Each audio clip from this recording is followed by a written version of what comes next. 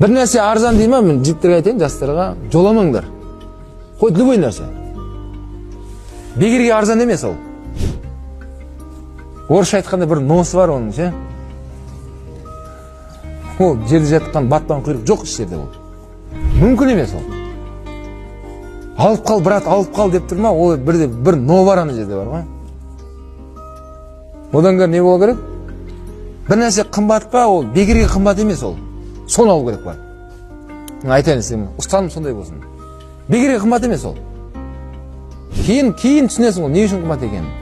Арада уақыт өтеді, анан сапасын көріп риза боласың. Мынау действительно бекерге қымбат болмаған екен ғой деп. Дүкенге барып қарасаң, екі аяқ киім тұруы мүмкін, біреу арзан, біреу қымбат.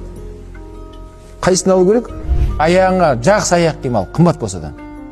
Кейін жеткенде үстіңе алып кие сал. Негізі дұрыс қағида